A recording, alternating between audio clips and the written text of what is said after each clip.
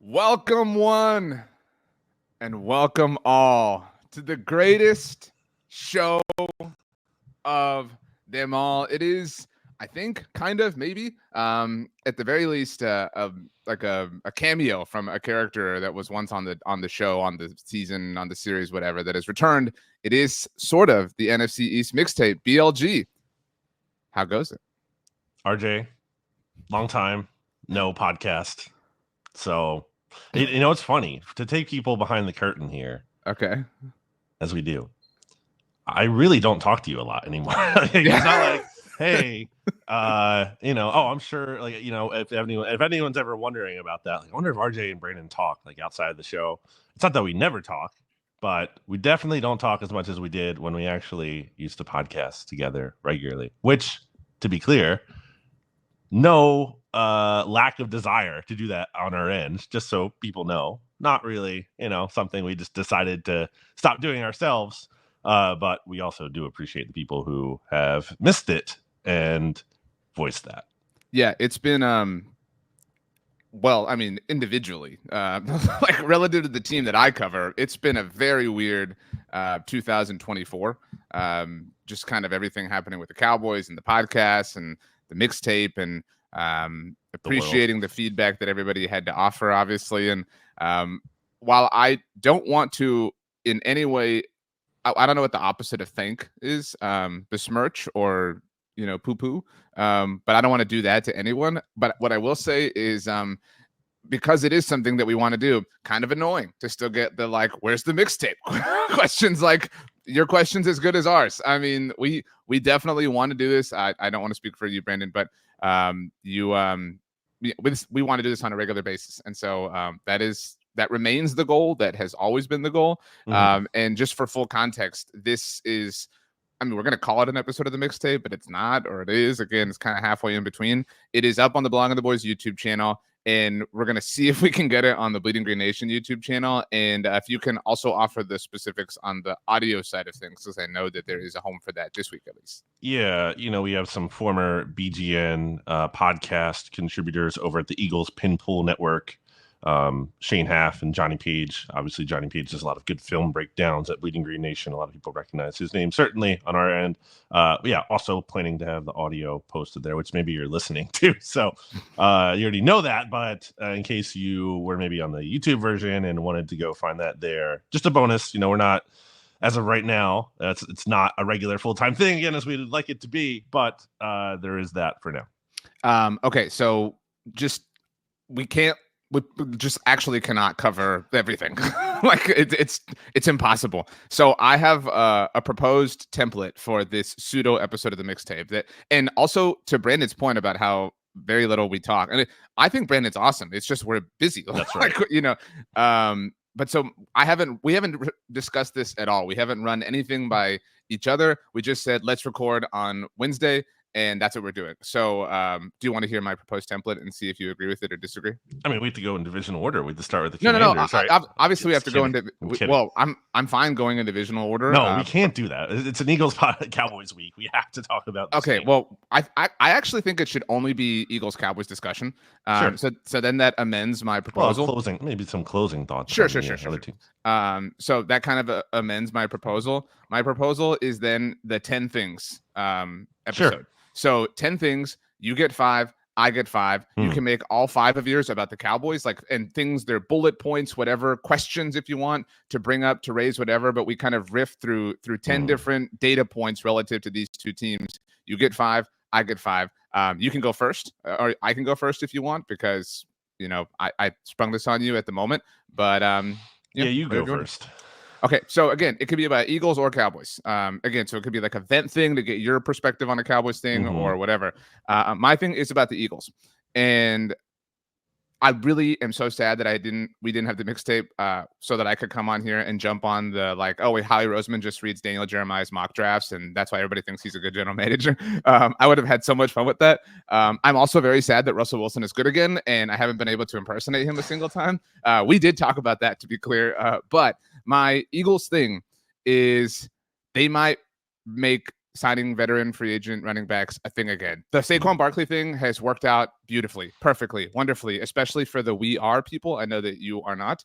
And it is highly annoying. And I'm so annoyed at the Cowboys because they have broken me so much that I don't even have the energy to like be mad about it. You know what I'm saying? Like the only energy I have is to analyze it and just assess it and say, oh, this made a lot of sense. It was really smart. Good for the Eagles. Well done. Saquon's been unreal, obviously. I was not high on the signing. I didn't think he would be terrible. I just didn't think he would be worth it. I thought he'd just be kind of like fine. Because no running back could be. Like none could be for any team ever. Like that was the thing.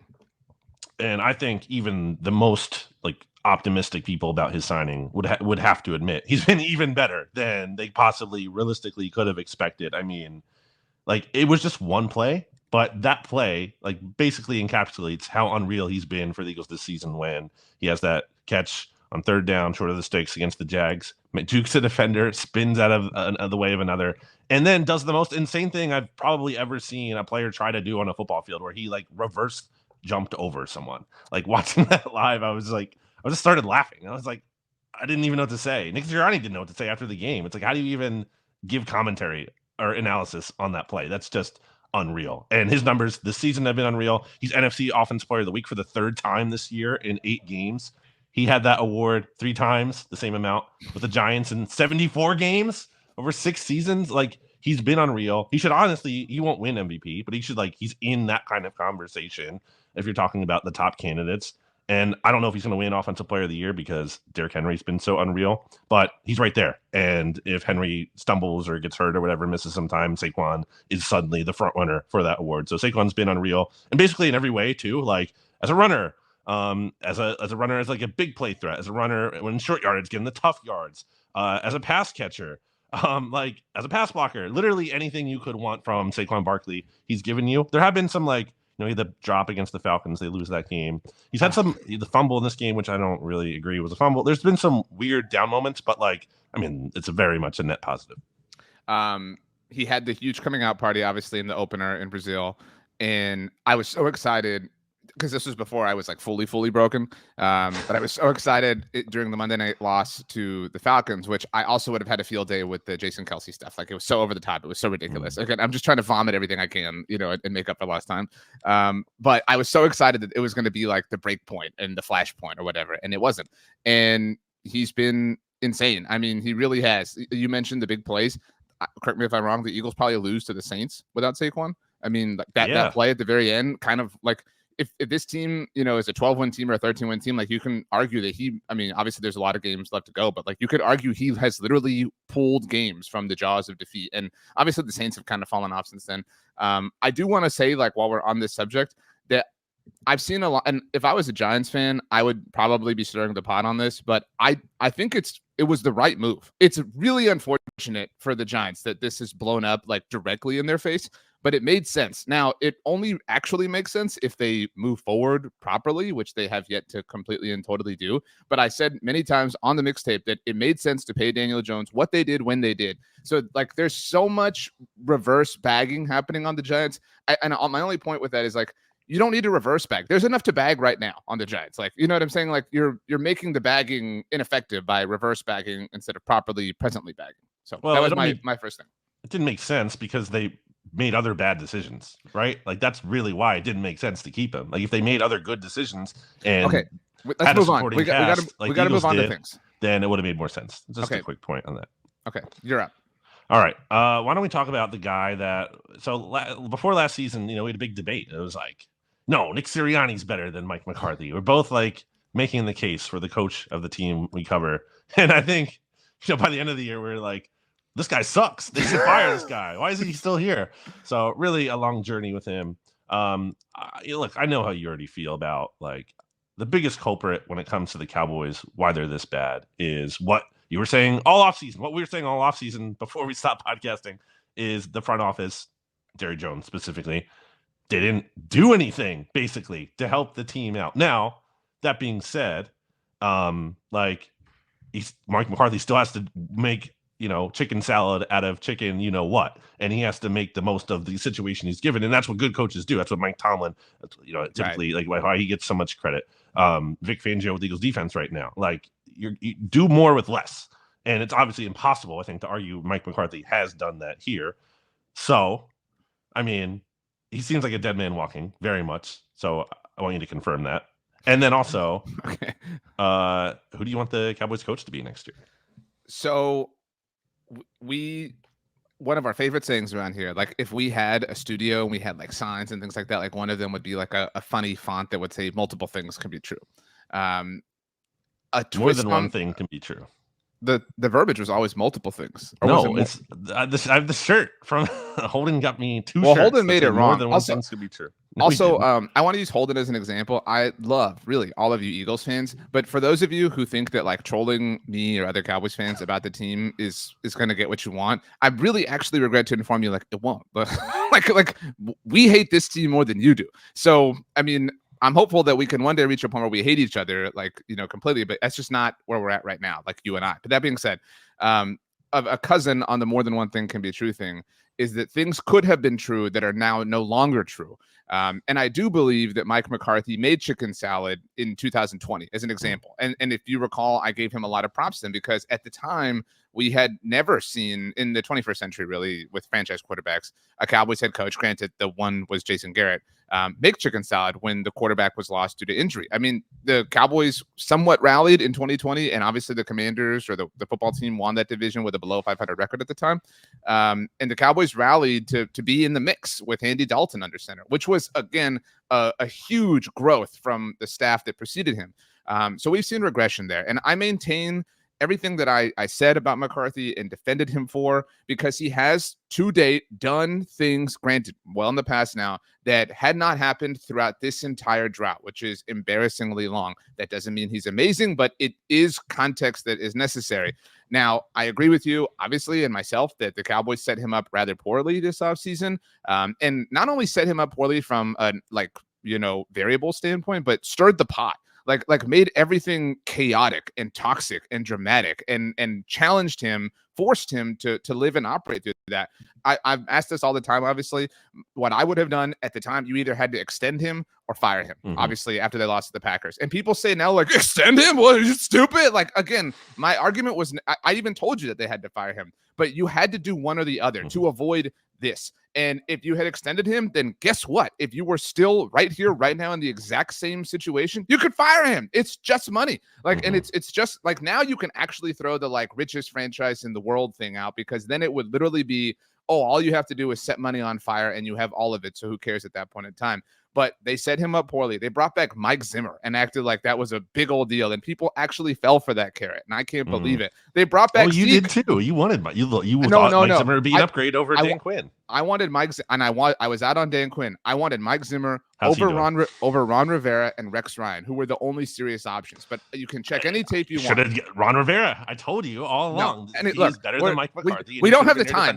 We don't have the time to explore all of the tangents. Okay, so they brought back Zeke, and I was going to give you credit. You threw that out as a joke last year, and they actually did it. I mean, like, I was very happy when they did that. I mean, so this whole thing has been dead on arrival. And yeah, I can't imagine why he would be back at this point in time. A lot of people think like, oh, you got to fire him after the Falcons loss, right? No, I mean, like, and not that I wouldn't, but they're not going to pay him not to coach. Are you kidding me? Like, you think they're going to do some actual work? You know what I mean? Like they're just here to ride this thing out. And yeah, they'll interview whoever. In an ideal world, I want Ben Johnson. I don't think that happens, because Ben Johnson is probably going to want to call plays and want to run a serious NFL operation, looking how things are in Detroit.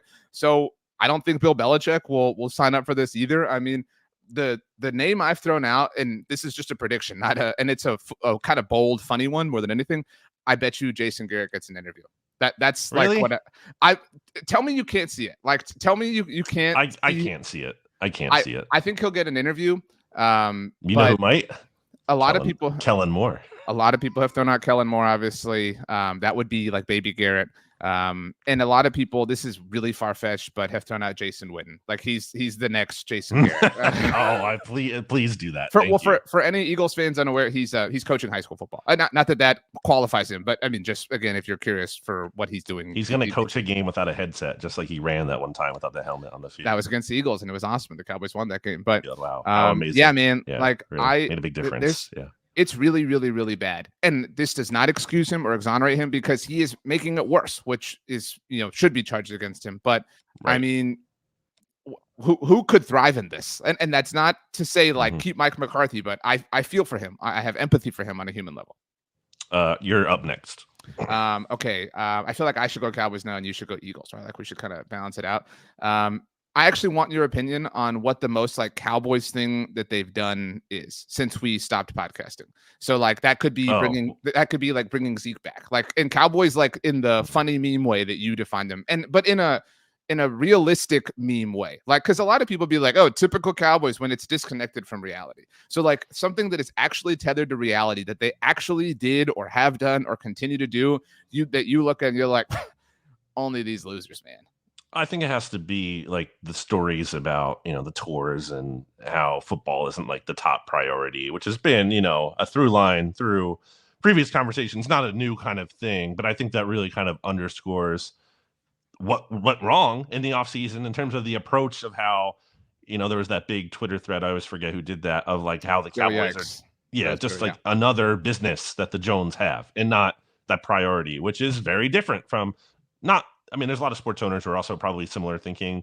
That's not totally just the Cowboys, but there are a lot of also owners who are like, they have the one team and they actually truly, really care about that. And it's not just talk. They put their actions, like the Eagles, they're one of the highest spending teams, not even just, cap space, but like, total cash spending in the NFL, and are willing to, like eat big salaries that they, like Carson Wentz, and like when they make a mistake, they're not afraid to just or the whole Chip on. Kelly era. Like let's trade Sam Bradford, let's trade DeMarco Murray, let's trade Byron. They're willing to try things. They're not going to be beholden to an artificial salary cap like the Cowboys are. So and it's like what you've said before. I mean, I don't mean to just continue giving you credit, but like at the time of the Chip Kelly thing, at least for the Eagles, it's like, what's going to happen? Oh no, like we're not going to win the Super Bowl again. Like, oh man, like people use the term "set the franchise back," and I was like, to what? How are they going to be set back?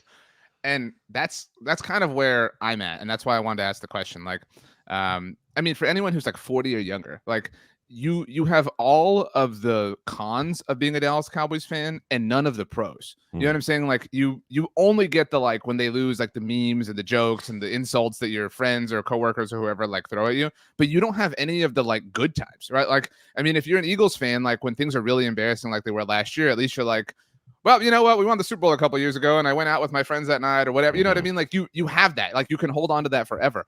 And this team doesn't. Like this team is the most of course team of all time to me, and at least Dallas Cowboys team. And by that I mean like, of course that would happen. Like the inevitable, like the funniest possible thing that can happen against them does and continues to. That Derrick Henry went off. I mean, like absolutely went off against them was completely and totally of course. That the New Orleans Saints have lost 7 games in a row, none of them that are really competitive since blowing the doors off of them. I mean, is of course that they just lost to the Carolina Panthers, the New Orleans Saints, after going on this in the middle of this 7-game losing streak, with the last win being against the Cowboys, and then that the Cowboys would act better than the Panthers and the Saints and be buyers at the trade deadline when the Panthers and Saints have one fewer win than they do, is the most of course thing of all time.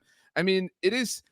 I'm not a wrestling fan. I don't know if we've ever talked about this. Like I was never into WWF or WWE. It just wasn't my thing or whatever. But I did watch the Vince McMahon documentary, and I get the like comparison that people make. Like, and I say that like that was literally my first exposure to that world and that time. And I get how people like equate them to the Cowboys because this is just a joke, man. Like, and the things I tweeted out a meme on the trade deadline day after the Mingo trade. I don't know if you saw. It was the scene from The Office when Pam is talking to Michael Scott and he's dating her mom, and she's like, stop dating my mom. And he just with like contempt says, I'm going to start dating her even harder. Like that's who Jerry Jones is right now. Like he's truly screwing with us. And like you mentioned the stadium tours thing, arguing with the fan hosts. I mean, that Trayvon Diggs argued with a local reporter after they lost to Big Brother Daddy San Francisco again. It's exhausting. It's truly difficult to keep track of now. Can't say I hate to see it, honestly. I know you're down bad and like it can't hurt you almost in a way of how disappointing it is, but it's nice to see. I will say, speaking of course, I mean, like, shame on you for thinking the Cowboys would actually finally break the NFC East division winner streak. That would have It's been just an not of going course to happen thing. ever. It's just not going to happen. Now I'm kind of willing to believe that it's just never going to happen. But yeah, okay. The worst thing you can do in the NFC East is win the NFC East. Also, of course, Dan Quinn, like the chosen one that I was out on, and I'm very still content with that decision relative to what was happening with the Cowboys. Of course, Dan Quinn would go to Washington of all places and make it cool and fun and whatever. So okay, you're up on a thing. I'll go to the Eagles. We already talked about Saquon, so I guess I'll move over to the defense here, which it's been good, man. Like, I was just looking up the numbers today. Gonna do a Q&A exchange here with Dave Halprin on Blogging the Boys, so you can check that out. And some of the numbers I was looking up, I was like, man, like, for a defense that only ranks 4th to last in spending, so it's not even just, and who are the household names on Eagles defense? They don't have like these they don't have like bona fide all pro kind of players there. Darius Slay is name cred, but he was also out last week. And he hasn't been my favorite player anyway, although he is having a good season relative to expectation. But anyway, Vic Fangio's Eagles defense this season, RJ, ranks 5th in success rate, 5th in opponent yards per play, 6th in opponent offensive points per game, 10th in defensive DVOA, and 12th in EPA per play. And I mentioned the spending thing. That's also with them having like bad turnover luck. They only had, I think, 2 prior to the Bengals game. And this year they only have 6 teams with fewer takeaways. Like, they're not just relying. It's not like, oh, they're getting all these turnovers and their defense is dominating. No, they haven't even had the takeaways, and they've been pretty awesome. And players who weren't expected to be great, like Zach Bond, who the Eagles signed. He was the 3rd player they signed in free agency. It was after Bryce Huff, who hasn't been good, and after Saquon. And everyone's like, okay, this is like a depth edge rusher kind of guy, whatever. And himself, Zach Bond, during his first press conference, was like, yeah, I'm really looking forward to like getting back to rushing the passer after the Saints were kind of messing with me as an off-ball linebacker. And then on day 1 from Vic Fangio, we hear from him the first time, his press conference in the spring. He's asked about the linebacker position, inside linebacker, off-ball specifically. And he's like, Zach Bond. And everyone's like, what? Like, no one expected that. And here he is. He's looking awesome.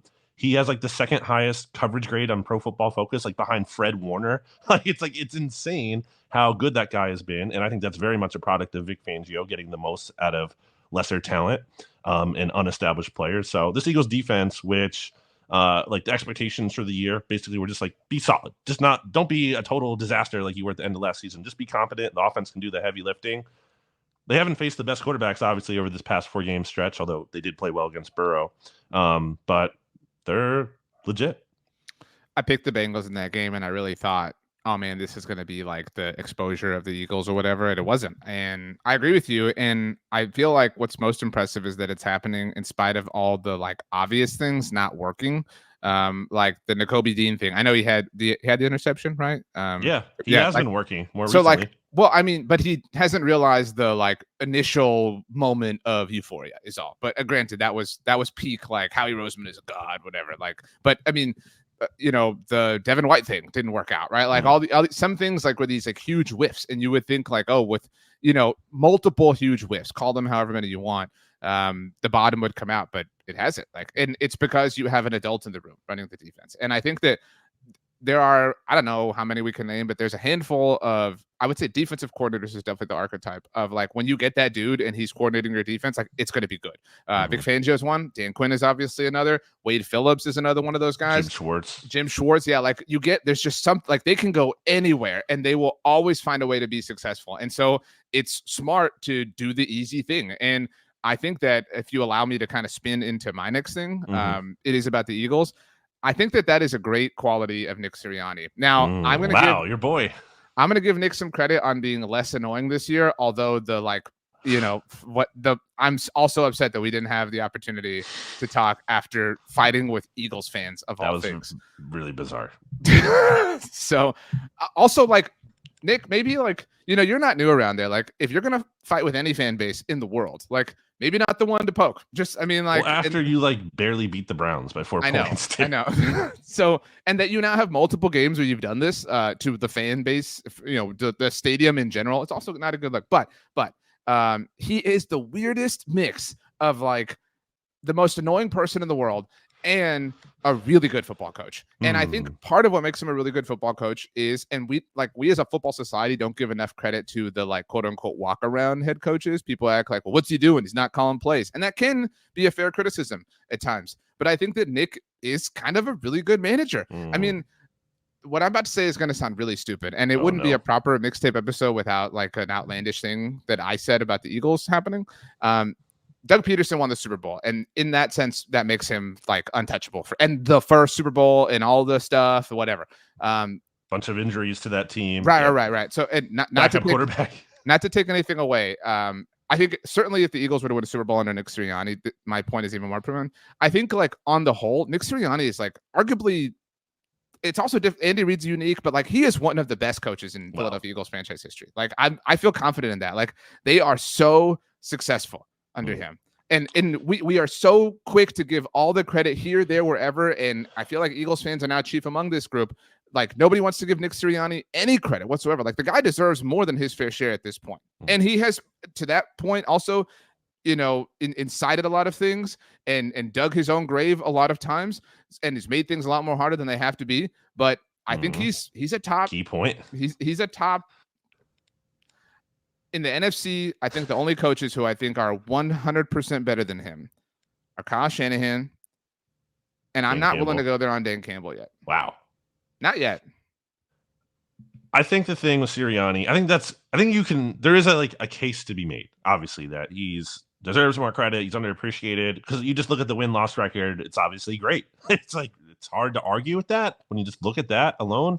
But I think you have to count for the feel. You have to count for the league itself said Howie Roseman did a better job in 2022. Like they gave Howie executive of the year.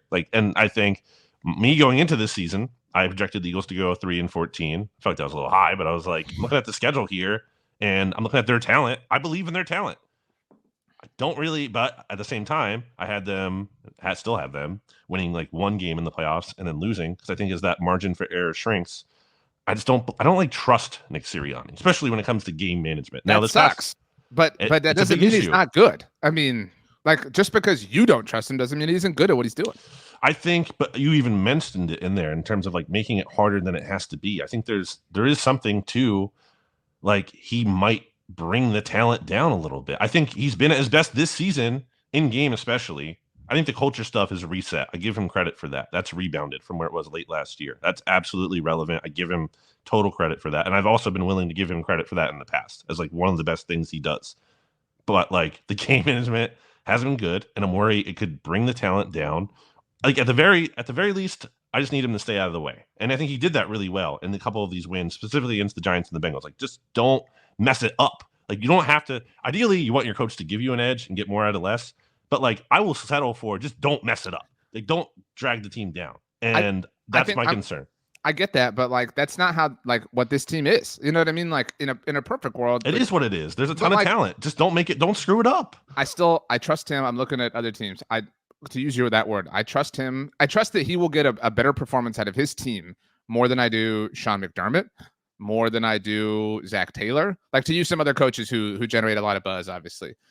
More than I do Jim Harbaugh. I've been so unimpressed with that. I mean, it's been so boring. I think Sean McVay, who is not my boy, especially when it comes to game not our boy. That's an us thing. When it comes to game management, but he is a really good. I think getting more out of less, and obviously scheme and all that. We every now and then offer a take on the mixtape, and I want to get this in here so it's on the record. Mike McDaniel is so overrated, and nobody coming for him is proof that nobody cares about the Dolphins. Like they are so bad, and nobody talks about it ever.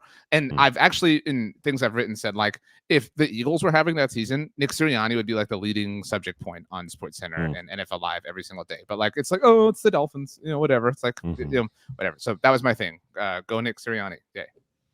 I guess then my next thing would be like what's going on with let's talk all things like Cowboys quarterback situation in terms of like Dak Prescott obviously not playing this week, might go on IR. We'll see.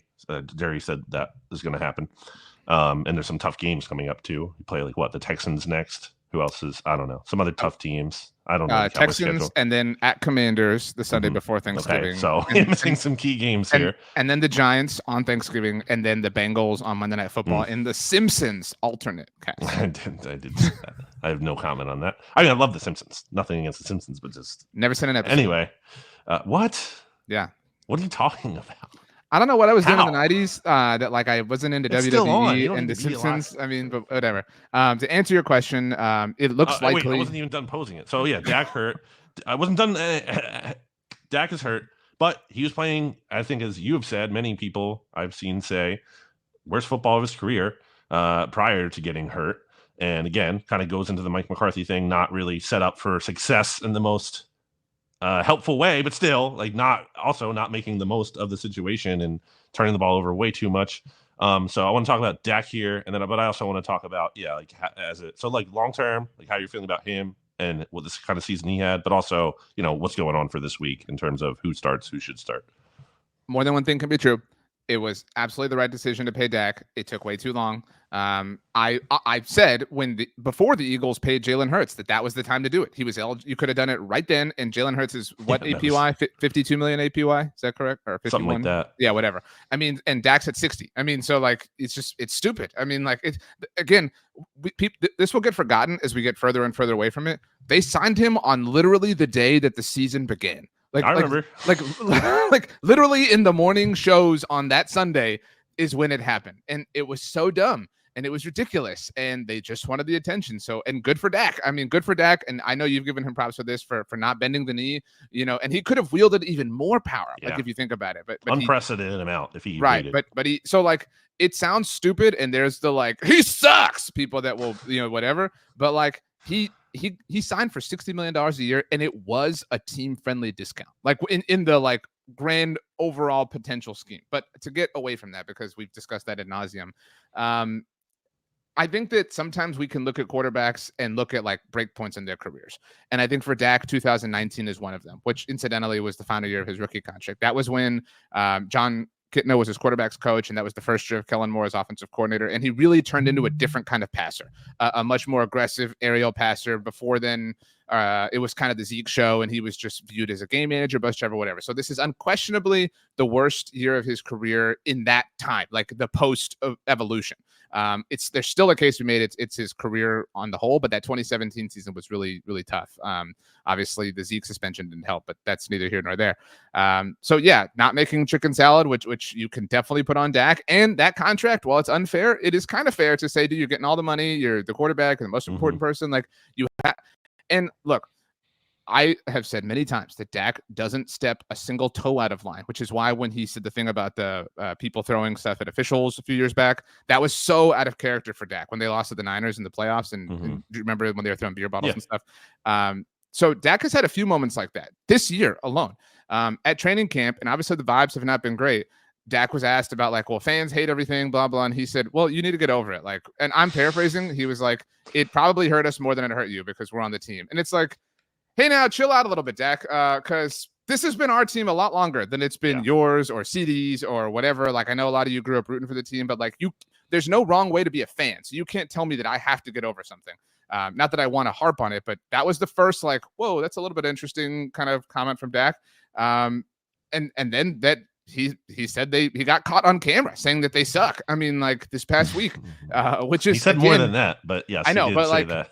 It was a very, very, very left foot moment for Dak. And so everything, and it's been exhausting to be him. Surely, there's been incredible wealth associated with it. There's no doubt about that. But the dude couldn't even properly announce that he was engaged to be married without, idiots on the internet taking over and making the Instagram posts toxic and whatever. So I'm willing to give him some leniency, but I'm also, in a football sense, willing to say that I would be lying if I said I didn't have concerns now about health. I mean, it's been this here, this there. I mean, obviously he had the shoulder, whatever it was in 2021, where he missed a singular game. obviously that's after the ankle in 2020. He had in 2022 the thumb issue. I mean, so like some of these are weird, happenstance, coincidence things. But yeah, I mean, like I'd be lying if you can't be 0% worried. If you're only 5% worried, that's fine, but you can't be 0% worried in full honesty right now. It was still the right decision to pay him, to be completely clear. Cooper Rush is going to start, which is insanely stupid. And is that official? Like, that's how I haven't seen it officially said. I know that is the expectation. That's how they're talking. I mean, that's how the team is talking. I'm not doubting it. I just wanted confirmation. But to add to that point, it is stupid, and it's not Cooper's fault because Cooper Rush helped that 2022 team, obviously, but this team is not in that spot. Not only not in that spot, like literally they were 0-1 when Cooper had to come in, but they had maybe the best defense in the NFL, and they don't have that right now. And a running game, to help. Yeah, and you're just gonna throw this like time away. And look, Trey Lance is not under contract either because this is the final year of Cooper's deal. But at the very least, like justify the pick, man. Like at the very least, make it fun.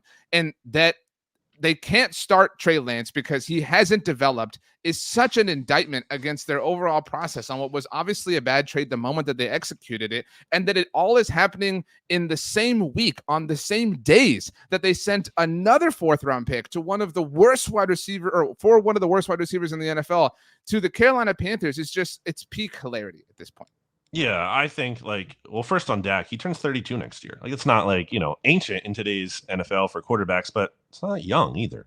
So that's that on him. But I think actually how the Cowboys have handled their quarterback configuration makes sense. With Cooper should be the backup on game day because you feel like he can come in if Dak has to miss time within a given game and kind of if Dak's got to miss a series or something, totally, sure, completely with you. But yeah, if we're talking about a longer stretch, at that point, especially with the outlook kind of looking bleak, it's let's see what Trey Lance has. Maybe he can give us a spark.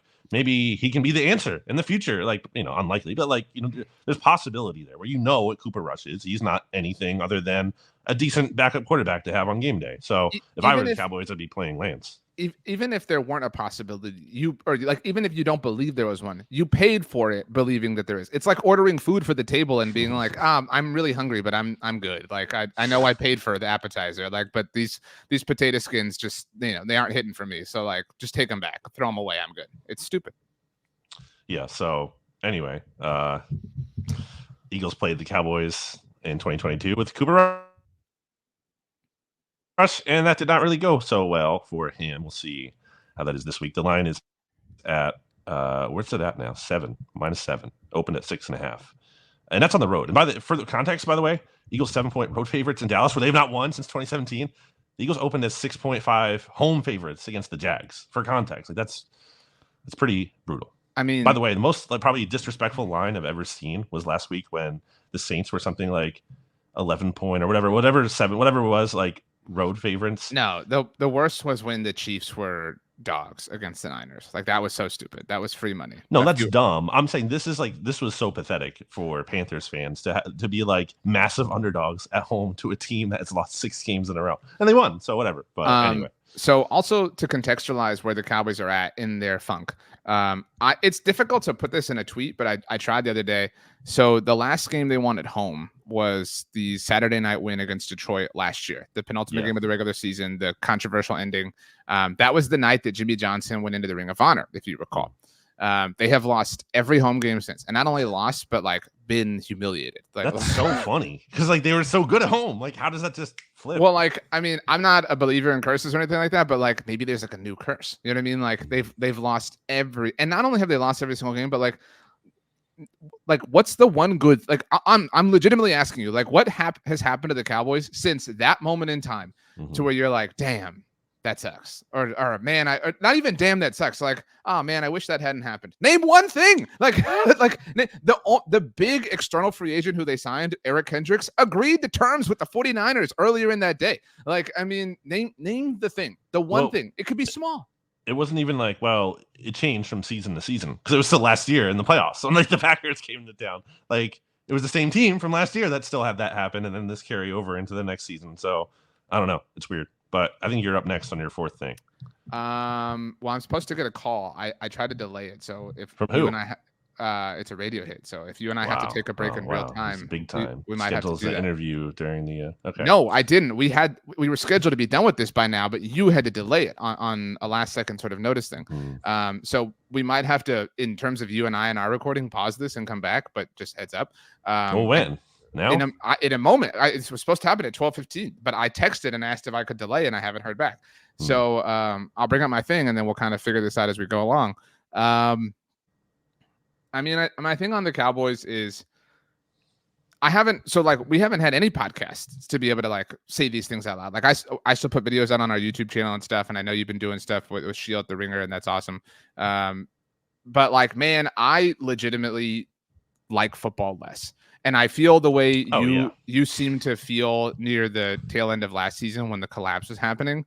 Like I thought it was a bid at first. And when we did the mixtape before that Cowboys-Eagles game, when Dallas destroyed them on Sunday Night Football, and it's not just that I clearly like the Cowboys less, but like, it's like, okay, I guess, I could either watch Monday Night Football. No, it's definitely a real thing. Or the new season of The Diplomat. Like I could put Monday Night Football on the iPad and just kind of have it on. Well, it makes sense because it just doesn't matter. Like it's you want to watch the other game because like, oh, this could matter. I'm rooting against the other team for seeding or whatever. Or like, just to like, my team's better than that. You know what I mean? Like my team needs one of those, or my team should be doing this. Like it's all so like meaningless and boring. And I mean, like, and I think that Cowboys fans feel that way. And so like, a lot of them, not all. I think it's stupid because we often do that. We act like one opinion speaks as the voice of the fan base, right? Like, oh, I'm seeing Cowboys fans say this, but I'm using my thing to tell Eagles fans how Cowboys fans in their lives may be feeling. You've heard us say before, like, oh, whatever, and there will always be some Cowboys fans who are like, this is our year, blah blah blah. I named the time I've ever been like that, but. What I will say is like, man, like this is a different kind of detachment. Like maybe they hire Ben Johnson and maybe, they do enough to rope me in over the offseason. I'm not going to say that that's impossible. They will. I will guarantee actually they will do that. Well, maybe, in terms of the roping you in. Hopefully we're mixtaping by then and you can, document it at least. But at least the way we're experiencing it right now, this is a different level of disgust and annoyance and just like, I mean, if they weren't such a big part of my life, and obviously they're my living, but like if even beyond that, like I'm going to the Cowboys Texans game with my dad. I'm really excited about it, and I haven't been to one in the stands in a very long time, and I'm excited about that and going with my dad, but it's just like, man, like this and it ruins the best time of year. Like it's like the fall weather's taking a while to cooperate fully, but it's like, okay, yeah, the Christmas music's playing at the stores and whatever, but it's just like the coolest part of the year is ruined. I'm so sorry for you. I feel so bad. No, I feel good about it. I do think, though, to an optimistic point, I do think things could be a lot different next year with a different coach, depending on who they hire. I think that I would find it hard pressed, but maybe I'm wrong, that they will do more than nothing at all next offseason. Although maybe not on the best start if the moves are going to be like the Mingo trade, which I think is very insane. Not even just because like it's not about this year. Now you have to pause, and we're going to have to come back, and I'll send you a link in like 10 minutes. Wow, what a cliffhanger! We are back. The radio hit was great. Nice.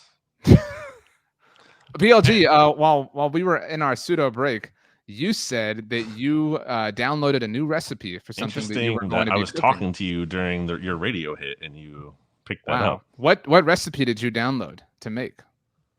Recipe? I actually have a. Actually, I want to ask a different question to Riff. If you're coming to me, sure. What was your favorite piece of Halloween candy that you got last week? Twix. So something very cool. I haven't had a chance to say this on a podcast yet. Do you recall a few weeks back? Now that my radio hit's done, I have time to ramble. So a few weeks back when the Cowboys played in Pittsburgh and that game got delayed. Do you remember? It got delayed by like 90 minutes. So during the delay, it was this weird kind of time where time stood still. And I was tweeting out all these random things and just having fun in the like, weird moment of it all. And so I tweeted out my top 5 movie candies. I think this is something that we've discussed before, like candies or snacks to eat while you're at the movie theater. And number 1 on my list was Bunch of Crunch, which is fantastic. And, I don't mean this in a influencer way, but like the tweet kind of took off and did a little bit well. And the Crunch people reached out to me. And I was going to reach out to you about this. I was like, where's my Crunch? Give me some Crunch. They were like, thank you so much for shouting us out. We really appreciate it. They asked for my address, not to dox me, to use one of your favorite terms. But they sent me a huge care package with the minis, the regular Crunch bars, several boxes, a bunch of Crunch. It was very cool. A bunch of Crunch. Mm-hmm. Great. Now you're just doing it to like ride the wave. You know what I mean? You got to be a trendsetter on your own. So. I would like some Crunch. So if they're listening, send me some Crunch. Anyway, Jonathan Mingo trade is where I left off. Really bizarre move. I get it. It's not just about the rest of the season. Like, that's not what it concerns me for the sake, not really concerns me, but that's not the concern with the trade. It's more that he's not a good player on a team where like other players are outperforming him. And bizarre. And to my point, the larger point I was making there is like, I think the Cowboys they'll rebound after this bad season that they're going to have. But I don't know to the extent of which that rebound will be.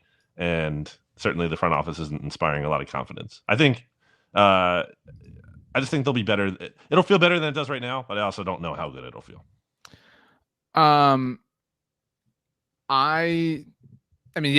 anything will be an improvement, and it's cyclical. Like you can't help, you're right. You go cyclical over cyclical. Yeah. What's a cycle? Not a sickle. Could be. I know that. Anyway, like there will be something, but I tweeted this the other day as well. I think there's a world where next offseason is even more toxic from a fan base perspective. How so? Because that's what I was going to say. Because every move will be met with like utter disdain. Like everything will be like, well, you should have done this last year, or like, why should we believe you? And like Bob Sturm, who's wonderful at the Ticket and has a great Substack, he had I love when people use gestures hands around wildly in a text form. You know what I'm saying? Like when they write that in a tweet or something like that. And he used that right after the Mingo trade. He said, this is what happens when gestures hands around wildly. You burn up the benefit of the doubt. And that's where the Cowboys are. Like nothing, like you can forever perpetually be like, oh, it's going to fail. It's going to blow up in their face, whatever. And it not be founded in any kind of logic. And like Murphy's Law, you'll probably be right at this point in time.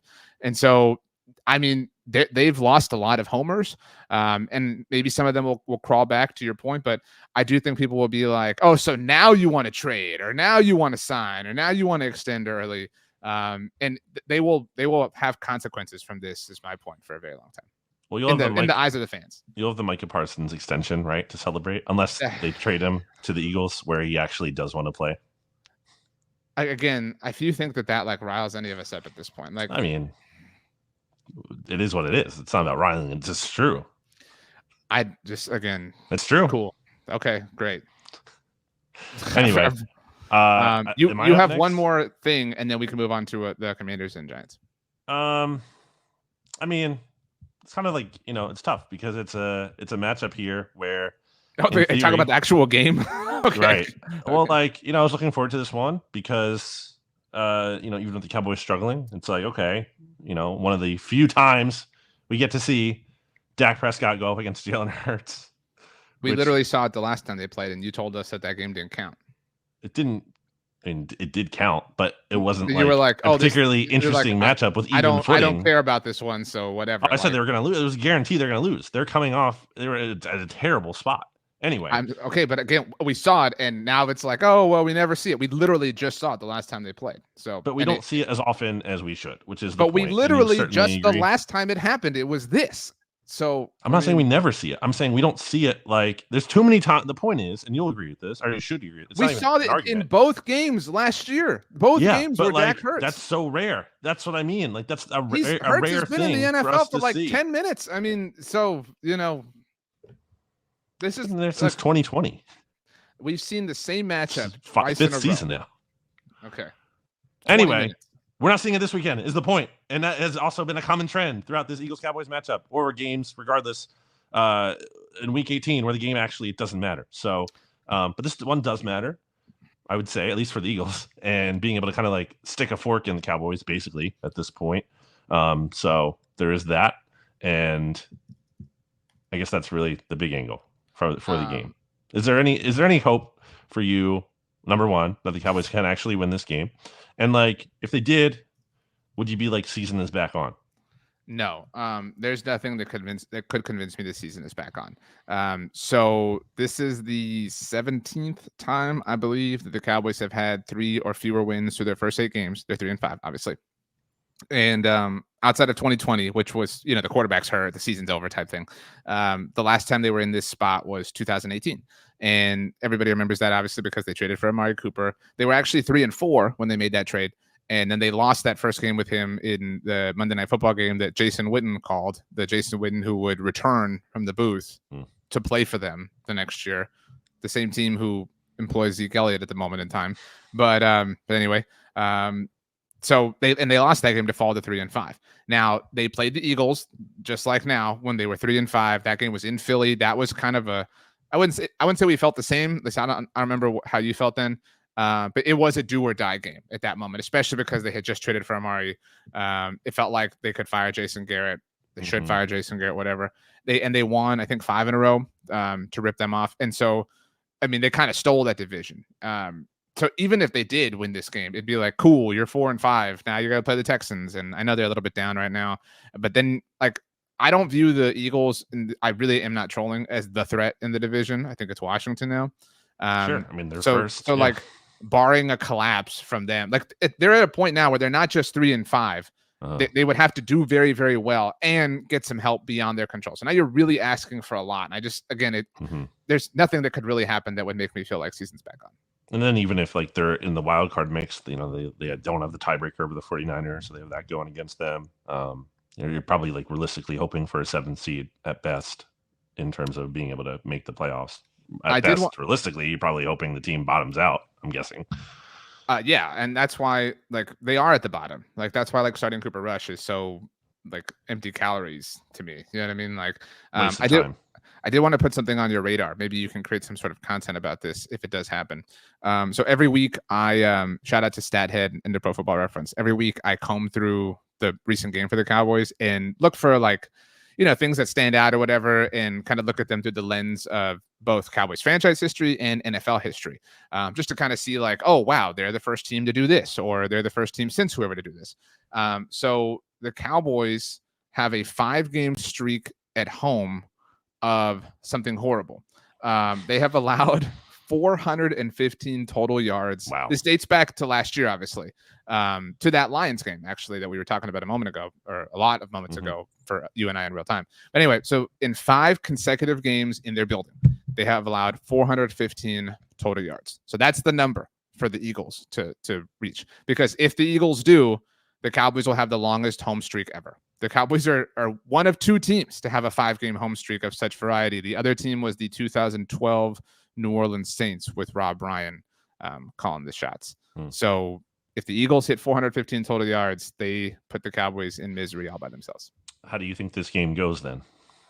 I don't think the Eagles get there because I think this is like, I think it's like 20-3 at halftime. You know what I mean? And then I think like the first possession of the second half is like a pick 6. You know what I mean? And it just kind of gets away early. I would, I did and not to continue to brag, but I did an appearance on the PST Table Talk podcast that we both know and love. Yeah. Shout out to Jeff. And Jeff was asking me, like, do you think Saquon, I forgot what number he threw out for Saquon. It was like 140 or maybe it was lower than that. I was like, dude, I would take the under, like, because it's not going to be necessary. Like, Saquon's going to be at like 70 yards when this thing gets out of hand, and there's going to be no reason to continue to put him in jeopardy. So I wouldn't touch anything like that just because this is a really bad Cowboys team with a healthy Dak Prescott. Right. So what we're about to see is about to be pretty gross. Yeah, I like the Eagles to cover. Obviously, if no A.J. Brown, and we don't yet know his status as we're recording this at 1:50 Eastern on Wednesday, November 6th, possibly plays, possibly doesn't. And maybe the Eagles want to hold him out, especially because this is like a really important 1-2 stretch here with the Eagles playing the Washington Commanders next Thursday. So ideally, the Eagles come in here, they make a statement, go up early on the Cowboys, put a fork in the Cowboys season, basically, although it might be already cooked, and then get your starters out of the game and be able to kind of, have that little leg up coming back to the link on Thursday Night Football for a incredibly crucial game against the Commanders. we'll see how the Commanders do this week. They got the Steelers. Russ, your boy. Interested to see how that one goes. But regardless of the results in that one, will be a really big game for probably the division lead in Philly. So yeah. Dan and I were we were both on the Hawks, and he was coordinating the defense, and I was playing quarterback, and every practice felt like the Super Bowl. I mean, and we won the Super Bowl. I mean, all of us together as one, and so we're on different sides now, and he's trying to win that Super Bowl, and we're trying to get number 7 here in the Berg, and so it's gonna be a great time. He doesn't have like a thing. You know that, right? He doesn't have like a thing this year. He's not early yet. No, I forget what it was. When they were on Sunday Night Football. Yeah. Melissa Stark. Yep. Yeah, she had to report. She said it. Whatever it was going to be. She asked him. Yeah, and she said that he said that it was going to like come back if they won that game, and they did. So I don't know where. But he didn't say it. Yeah. So he's waiting to break it out. Good for him. Very interesting. But I guess what would it even be? Would it be something about how like the Eagles and Steelers used to be, one franchise? The Eagles and Steelers do play in a later this season, but I'm not it would sure. Be I've been thinking a lot about what to say, and I thought about going something black and yellow. It's so cool, you got the Penguins and the Pirates, but I'm ready, and it's fries on a sandwich. They're good. He probably should say black and yellow. Maybe that might be the best thing. That's that wouldn't be new and unique though. That what I mean. That's just. But like the Steelers don't have a great thing. They have "Here We Go," their fight song, but that's Dak says that. And they have "Renegade." That's kind of like their thing. Yeah, I mean that is a cool thing I actually like, and I think it's funny. It's very Pittsburgh, but you can't. It's not like fries on a sandwich. How about Pittsburgh is the best city in Pennsylvania? That's what you want him to say. That's really catchy. Not true. Number 1 and 2. Anyway. So that's this week's game. Do we want to talk about the rest of the NFC East, I guess? Yeah. So do you want to go Giants? I think we could do Giants first just because it's not going to take long. We have to go in order from the rest. We didn't go in order. Game. What are you talking about? We went the exception of this game. So the Commanders. No, they deserve more time. That's what I'm saying. Like I want to just like get the Giants. I mean, what's there to say? It's what we've always said for basically the inception of this podcast. Like bad organization. Nothing to hang their hat on. And although we did say when they hired Joe Schoen and Brian Daboll, like, oh, maybe the Giants could finally be back on the right path. Joe Schoen, I think, has been especially bad. It hasn't been called out. Like you're talking about Mike McDaniel not getting called out earlier. I don't think Joe Schoen is proper. I mean, he's been a little bit more with the Saquon stuff being so public and on Hard Knocks like that. But like, it's not even just that move, though. He's made a lot of other bad moves and bad decisions since he's been there. And if I could only keep one of them, I'd keep Daboll over Schoen. I think, it sounds like they might keep both, which would be, fantastic. Great. Please do that. I think that Joe Schoen is the shield for Brian Daboll. Like, I don't think highly of Brian Daboll, to be clear, but I don't think like super low either. I think there's logic to bringing them both back. Again, this is why when you decide something, stick to it. And that's why they should have just gotten rid of Daniel Jones to begin with. The worst thing that happened to them was that 2022 season and that mirage. And they should have franchise tagged him, if anything.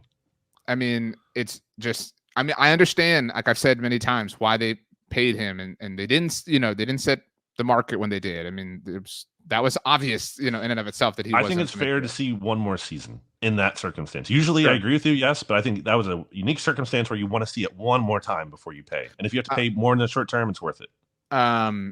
What I will say though is like, I do think that all the Giants exist to me now, or the only way they exist to me is as the straw that can break the camel's back for this Dallas Cowboys season. The Cowboys host the Giants on Thanksgiving. And if they finally like lose to the Giants, you know what I mean? Like in a public, humiliating way, like that might be enough because they've just owned them entirely. Exactly. And so I'm hoping that happens on some level, obviously, but I don't know what the answer is. Like, a year ago we were like, maybe Russ is their quarterback. Maybe Dak, if he hits free agency in 2025, will be their quarterback. Like, I don't know what that answer is. Well, you have to try, and they haven't tried. Like, that's part of the equation here. Like, they should have drafted a quarterback this year. Like, Malik Neighbors, yeah, he's awesome. Okay, doesn't matter if you don't have a quarterback. Like, it was an obvious spot, and, we'll see how McCarthy is, right? Because he would have been available to them. Drake May wasn't, but it seemed like if I'm not mistaken, they could have made like a better effort than they did based on some of the Hard Knocks stuff. First of all, I think that no team will ever do that Hard Knocks again because the Giants are getting destroyed for that. Incredible that was happening when we were not podcasting. I know. Really huge missed opportunity. But so again, I think the Saquon stuff's been overblown, like against them. Like it's more than fair to like offer some level of criticism, but whatever. But the other thing that gets blown out of proportion was it his son that said Jaden Daniels should be awesome? Hey kid, he was gone. Like but people act like, man, Joe Schoen sucks so much. Even his kid knew that he should have drafted Jaden Daniels. It's like how would they have taken him? Like their division rival was going to trade with him. But he could have gotten No, May. but my point is like dunking on him for that specifically is silly. Yeah, sure. But yeah, May was on the table. I think they realistically could have traded up. McCarthy, obviously, Bo Nix. Yeah, you had to do something, and they didn't do anything other than sign Drew Lock. Like okay, great. It doesn't really. So are we ready presume. Well, it's what's funny kind of right now. Last thing on the Giants, not so funny for them. They're tied for the worst record with a bunch of other teams at 2-7. But their strength of schedule has been so difficult, and that's the tiebreaker when teams have the same record. So it's like they're in the worst spot that they're terrible, and they face all these bad teams, but they're being punished for it, and other teams are ahead of them in the draft order. So you and I and all the other NFC East non-Giants fans are certainly rooting for them to win some games here down the stretch, so they don't get that top pick. I don't know that you knew this, but so the Cowboys played them on Thursday Night Football. We didn't get to do our Cowboys have to do a road Thursday night game off of a Sunday for the first time ever thing. Wow. That would have been a lot of fun. Wait, they did, right? They didn't do that? Yeah, that's what I'm saying. 2 years ago, they did do a road Thursday game, but they had played the Eagles on. But not Sunday to Thursday. Right. They played the Eagles on Christmas Eve, which was a Saturday that year. Yeah. So they went Saturday to road Thursday. This year, they went Sunday to road Thursday, and it was a big thing. And so we would have had fun with that. But and how'd they play? Well, they beat the Giants, and they also play well. They also beat the Titans. Then, they didn't play well because they stink. Like that wasn't because of part of it. But what I wanted to bring up about that game, I've never seen anything like this, and I forget how many teams had done it because I did look it up. But the Giants had 26 rushing yards that night. Okay, on 24 carries. That's impossible. Like that's actually impossible to think about. It's not impossible. It happened. I mean, but you get my point. So okay, are we ready to move on to the Commanders? Commanders are legit. Jaden Daniels looks I even in week 2 when they played the Giants and they played that game where they didn't even score a touchdown, they won with 6 or whatever, 7 field goals or whatever.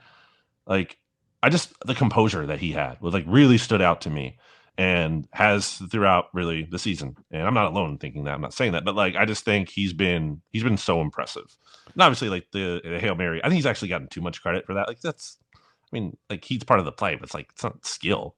It's deflected ball, it's luck. But credit to him for gutting that game out through an injury and certainly looking better than the guy who was taken ahead of him by leaps and bounds, Caleb Williams. Yikes! But yeah, I mean, I think Daniels is for real.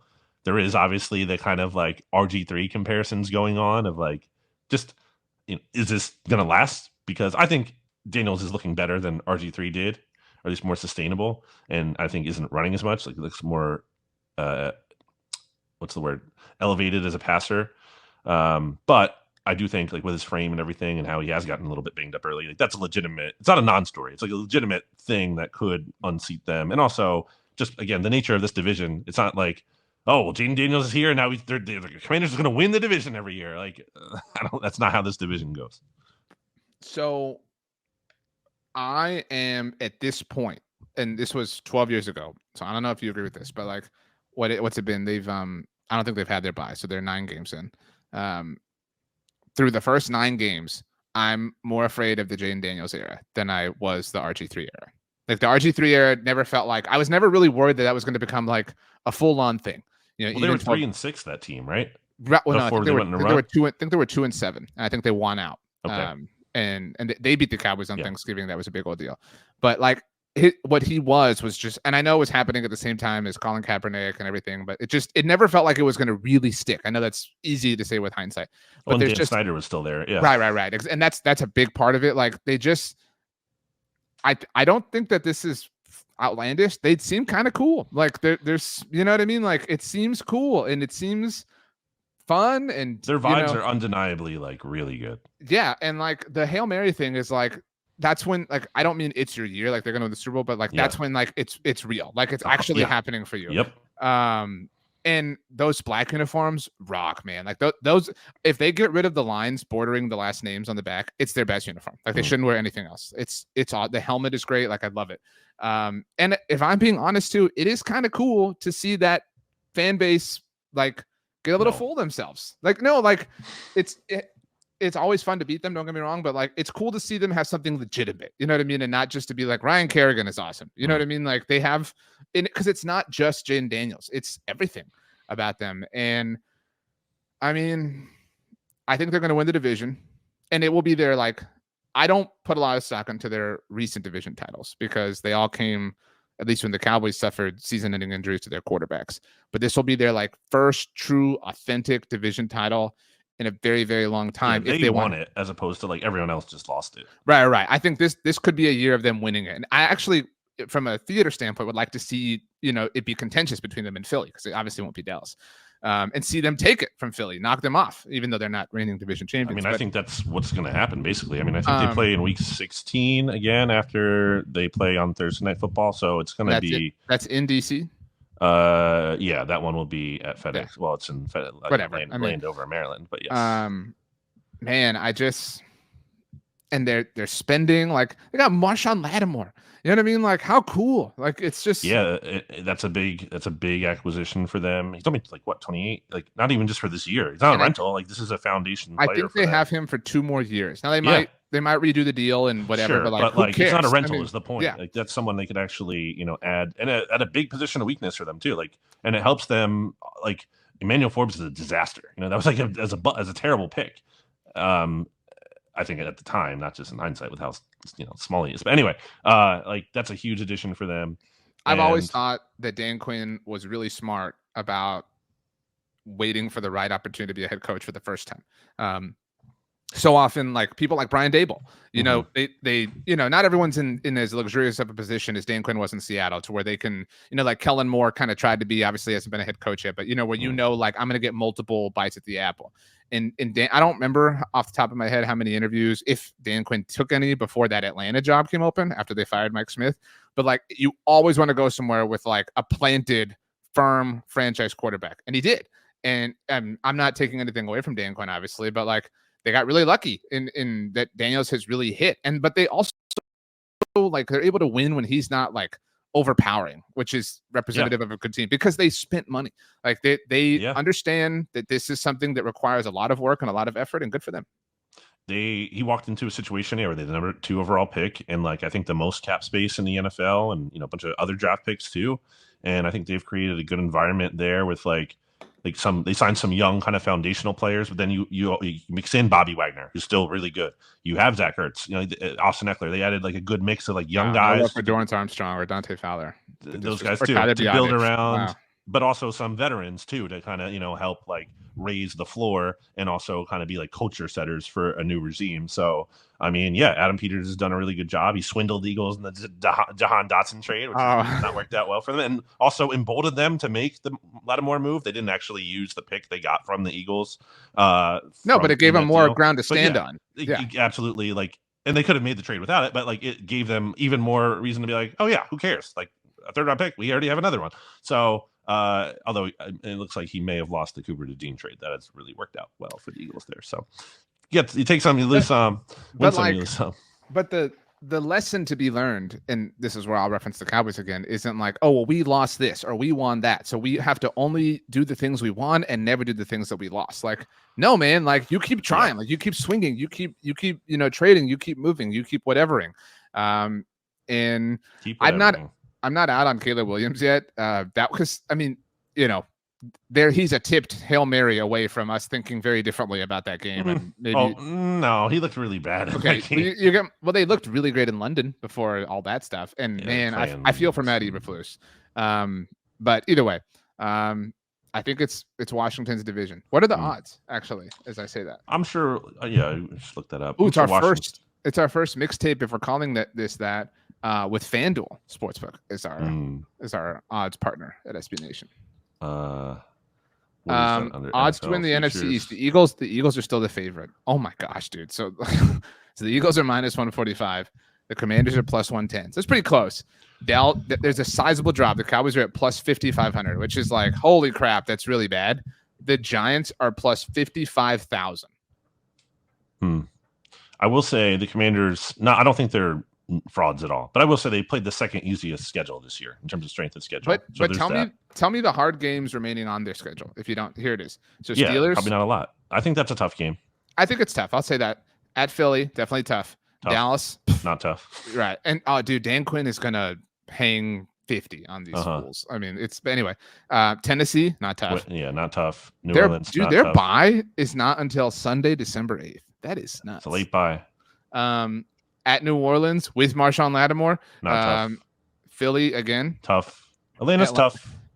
I don't think Atlanta's tough. I think. Oh wow, your boy Kirk.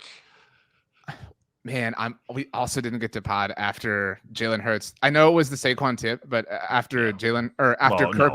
But like, so the Saquon tip, and then Kirk leads the game-winning drive, and then Jalen Hurts throws the game-losing interception. Also not going for Again, it. Unfortunately, my point is that would have been an all-time mixtape for me. Like, I would have just loved that so much. But whatever. Too bad. Anyway, and I don't.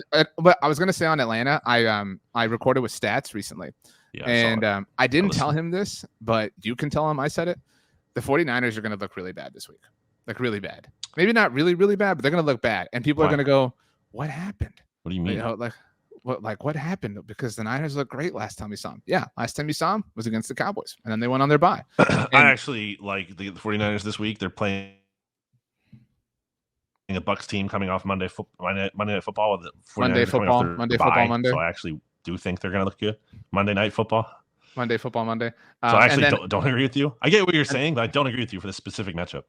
My point is that will happen to Atlanta. You think that's not hard? Is my point. But anyway, at Dallas to wrap it up. They finish the season in Dallas. So really they have 1, 2, 3, maybe 4. Three and and a half. Argue 3. Yeah. Okay. Let's say 3.5. 3.5 hard games, and even if you assume they lose all of them, that puts them at 11-6. I mean, I don't know, man. I mean, I think and they would also not have the tiebreaker over the Eagles. I know. But I do think Philly has to sweep them to win the division. I think possible. I think that's quite possible. Yeah. Also, because 5 of these games are on the road. I mean, three more only 3 more on the road. 5 of them are at home. So if we define if we do the tough game thing for the Eagles, at Dallas, no. Then Washington, that's 1. Yeah. At the Rams, definitely 2. At the Ravens, definitely 3. Sure. And then Panthers, whatever. No. Steelers. Yes. I know. Steelers, yes. And then at Commanders. So you got 5. You got 5. Sure. 5 is more than 4. BLG. Sure. Wow. Okay. Do we have anything else we want to say? We're emptying the tank. Shout out to Rachel, our wonderful former producer of the show. Make sure you're following her on social media. We miss her. We miss working with her. Also, my song for this week for the NFC East Mixtape is Dad by U2. Dad? Bad. B-A-D. Oh, okay. Okay. Do you want to offer any assessment or reason or? No. The Cowboys are bad. Other things are bad. Bad. U2. Good song. Not a bad song. Good song. Okay. I didn't know if we were going to do the songs thing. I have a song. What do you mean? Come on. Well, I didn't know we were calling this a mixtape or whatever. I know I have a song ready, and I'll literally add them to the playlist right now. Yeah. But so my song, you are the one who did this more often. I don't want to say did, like it's past tense, because we're hoping that we can continue to do this. So you're the one who does this more often than I do. Like the song title or a line in the song represents how you feel about the Eagles specifically, not like about life, but about the Eagles. So I'm going with the song title here. I Don't Care by Fall Out Boy. Nice. So that's my song. Cool. Do we want to guess a song for Rachel? No. I could never. Yeah, I couldn't either. But her taste is too sophisticated for me to be. I'm going to suggest something and it wouldn't be up to par. Hang on, I'm adding your song right now before I forget. Do you want the live version or the regular version? No, regular studio version. Yeah. I've been listening through their discography a little bit. I get on kicks like that. I just did Coldplay recently because I hadn't listened to them in a long time, and I saw they it was all yellow. That's right. So I did that with Smashing Pumpkins a little bit ago. What do you think were the last songs we added before these two? I forget. I really do not remember. I'm assuming this was yours. So I think this looks like Rachel's, or I'm assuming this was Rachel's. Most Wanted by Beyonce and Miley Cyrus. I think that was Rachel's. That was not me. And it looks like mine was Love Fool by the Cardigans. Okay. And yours, I'll tell you the band. We Are Scientists.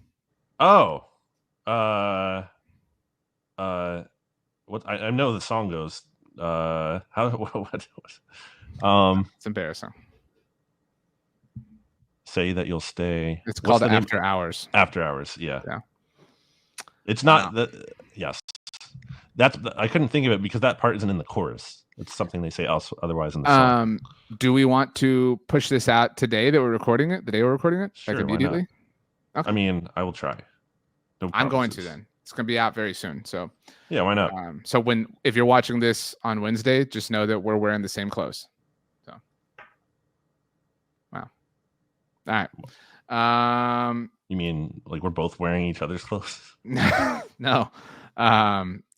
As we leave, Brandon is going to tell us his 5 favorite things that he's watched since the last episode of the mixtape. They can be football games, they can be episodes, they can be movies, they could be short stories, things that you watched in the break. I finally got around to watching Oppenheimer because, we get those screeners from being in the union, and I just hadn't gotten to it. I meant to for a long time, but like I'm usually late on things. So I'll put that on there.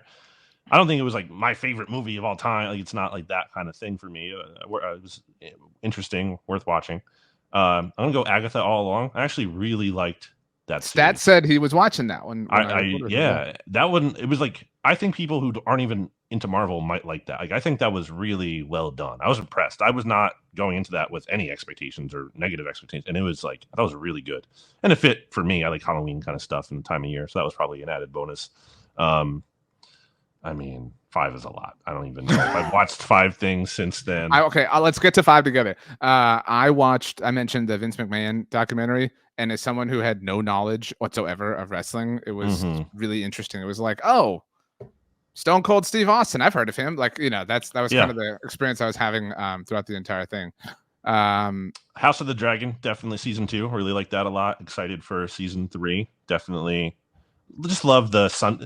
It's such a great feeling, especially off season. Like, you don't have football. So it's like, and Sundays is kind of like whatever of a day, but then you have like the Game of Thrones House of Dragon night feels like, it feels like special. Like Sunday night, it's going to be like a special time. So definitely that. And do you want to close this out?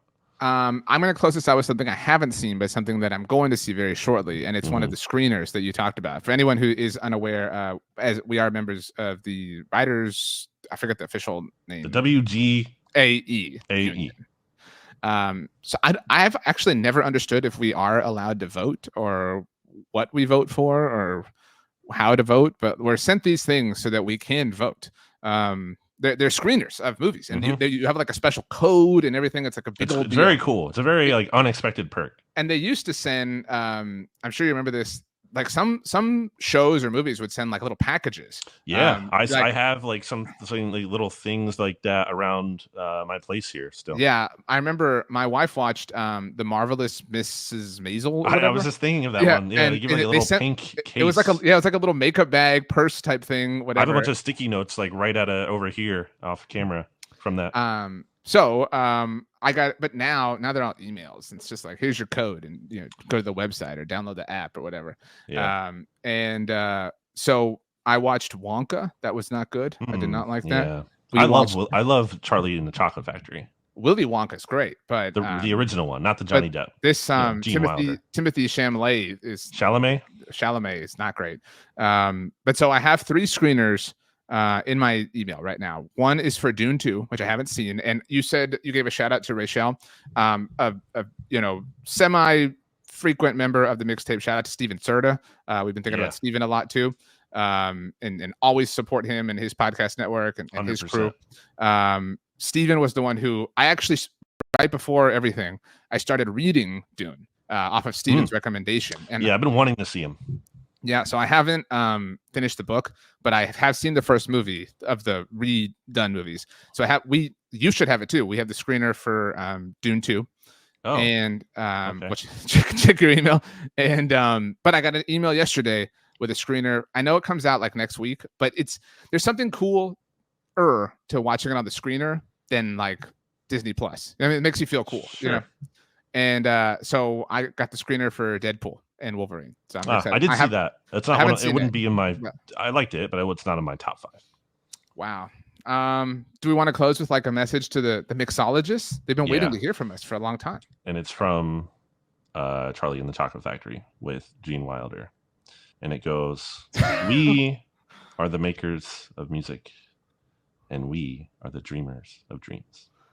My words to the mixologists are, number one, I always fought for this name.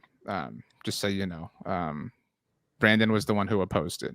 There was another one that we did not like, if I recall. All